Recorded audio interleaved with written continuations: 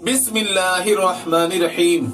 मेरे भाइयों, बुजुर्गों, दोस्तों, कहीं ऐसा ना हो कि वो दिल जो अल्लाह की मोहब्बत से खाली हो चुका है, वो दिल जो गुनाहों की लज्जत का आदी हो चुका है, और वो आंख जो गुनाहों की लज्जत से आशना हो चुकी है, वो कान जो गुनाहों की लज्जत सुनने के आदी हो चुके हैं, वो वजूद जिसका एक एक बाल गुनाहों में जकड़ा हुआ हो, उसे ये होश नहीं है कि मैंने कल अल्लाह के सामने हाजिर होना है।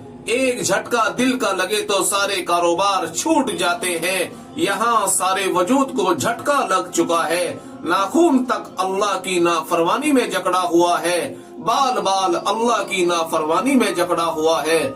इस जबान ने कितने गलत बोल बोले हैं, इन आंखों ने कितना गलत देखा है, इन कानों ने कितना गलत सुना है, इन हाथों ने कितना जुल्म किया है। ये पांव कैसी कैसी महफिलों की तरफ उठ रहे हैं और इसी वजूद के साथ अल्लाह के सामने जाना है। मेरे भाइयों, बुजुर्गों, दोस्तों, हम थोड़ी देर के लिए तो होश में आने की कोशिश करें। शराब में गर्क होने वाले को भी होश आ जाता है।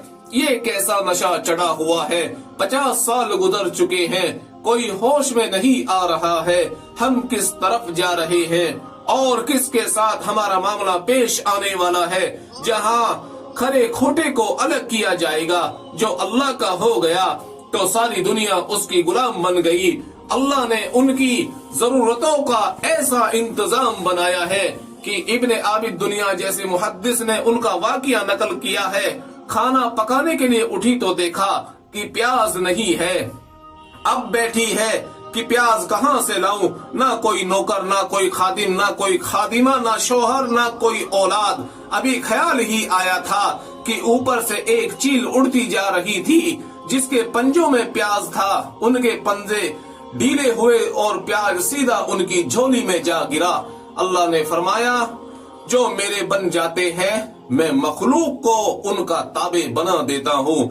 मेरे भाइयों, बुजुर्गों, दोस्तों, इतना बड़ा खालिक व मालिक कहे मुझसे अपना ताल्लुक जोड़ो। हम अपनी औकात तो देखें। शीशे के सामने अपने आप को ना तोला करे। शीशा बड़ा धोखा देता है। बैतुल खला में बैठकर अपनी औकात को तोला करे कि मेरी क्या औकात है। शीशा धोखा देता है, दफ्तर धोखा देता है, गाड़ी धोखा देती है, जेवर धोखा देता है, माथे का झूमर धोखा देता है, 50,000 के जोड़े धोखा देते हैं। बैतुल खला में बैठकर अपनी हकीकत पर गौर करे कि मैं क्या हूँ। फिर इतना बड़ा बादशाह कहे मुझसे यारी लगा। अगर दुनिया के गंदे बादशाहों से दोस्ती लगाना पड़े तो हजारों पापड़ बेलने पड़ते हैं, और वो ऐसा मेहरबान है कि एक पल में यारी लगाने को तैयार है, सारे गुनाह माफ करने को तैयार है। मेरे भाइयों, बुजुर्गों, दोस्तों, अब भी वक्त है। अल्लाह से तौबा कर ले,